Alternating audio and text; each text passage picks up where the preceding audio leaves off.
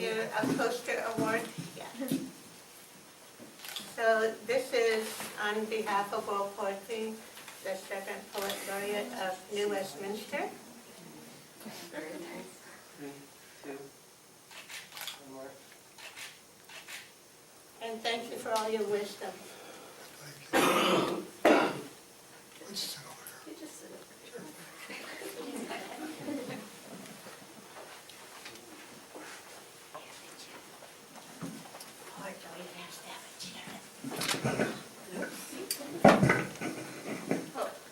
Get down for the shorty here. Well, we've been together 65 years. He writes them, I read them. It's very interesting living with a poet. In 1991, when B.C. Tell asked Don to write the early history of the company, it was daunting. 100 years, hundreds of communities, where to start? And then one morning he woke up and he said, listen to this. I tell you boys, it's got me. The song the lyre sings. And I can't escape the magnet of its call to string up copper wire in a valley in the spring or over Richter's Mountain in the fall. I've swayed on cable crossings from Rock Creek to the Nass, high above the canyon's dashing, splashing noise. I've heard the wire singing from Close to Crow's Nest Pass, but I fear the song is growing fainter, boys. And he said, what do you think? Well, not only was a book born, but a poet was born. That was the first of his poetry, other than some I have hidden away in a secret place that he wrote when he was 16. He thinks I burned them, but I didn't. So Wire Song became the first book in Canada to be catalogued by Ottawa as both history and poetry. There's an argument. They said, well, it's poetry. We said, no, it's history. It's got maps, it's got an index, and it's all true. So it was the first one in Canada, and I hope there have been more since. I don't really know, but it's kind of nice to be a first. And to write history through poetry is something special, because poetry is can get to the essence of history rather than just words. It's the best words to describe our history. Don writes what's called narrative poetry, and each poem tells a story. It has rhyme, it has rhythm, and Don believes that rhythm is the heartbeat and the rhyme is the echo. And this makes his work easy to remember and to quote.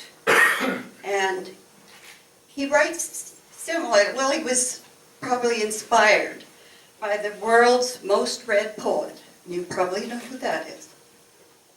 Robert Service. A bunch of the boys were whooping it up in the Malamute Saloon. We all know that. And he likes his rhyme and rhythm, and people like it because they can remember it. His creative process is interesting. Right in this very room, they were having a book sale from the library, and Don found a copy, an old kind of weather-beaten copy, of the actual diary of Simon Fraser that he kept as he went down the Fraser River. It's been published, but it was an old published copy. And he took it home and he read it, and he said, this guy's been forgotten. When we went to school, what did they teach us? Simon Fraser discovered the Fraser River. Period, end. That's the end of the story. He said, this guy was incredible. He said, I'm going to tell his story. So here's an excerpt from the book. Simon Fraser. And that's what it looks like. And he calls it The Perilous Journey. He's probably the most unsung of all the great explorers. And he wrote this poem picturing John Stewart. John Stewart was his map maker, his navigator. And Stewart was only 27, and Simon Fraser was only, I think, about 32. And all the voyageurs that were with him were about 20, 21, 22 years old. They were just kids. And what they accomplished was amazing. And this is what Don thinks John Stewart would think of in his old age as he thought back to going down the mighty Fraser River with his friend Simon. And he bases it on the 5 senses. Of all the river ventures I was part of long ago, the trek down Fraser's River stands out strong. It steals into my senses like a fragrance that I know, or the near but distant haunting of a song. I can feel the fear gut punch me at that spectral canyon place where I dangled from a shredding rock-frayed vine.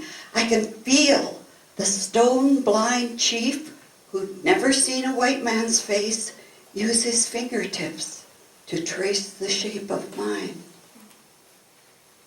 I can close my eyes and taste wild dog our Frenchman shot, served up with onion syrup steeped with nuts, and venison with hot roots simmering in an old wood pot, well seasoned by thick smoke and cedar huts. I can smell the pine and sagebrush, and the salmon in the sun, and the salty tang that meant the sea was near, and smoke from pipes and campfires mixed and blended into one, and cedar boughs and sweat that's made of fear. I can hear the native paddles slapping times when they attacked, and their war cries when our dugouts slammed aground, and the constant cannon thunder at the canyon's cataract where the firing of a musket made no sound. I can see the disappointment Simon Fraser couldn't hide when he knew we couldn't reach the open sea. I can see the moods that crossed his face of hurt and rage and pride when our voyagers all threatened mutiny. Yes, of all the high adventures of Nor'wester long ago, most memories have dimmed or gone away. But my dreams of Fraser's River never fade with time, but grow. Are you sure it wasn't only yesterday?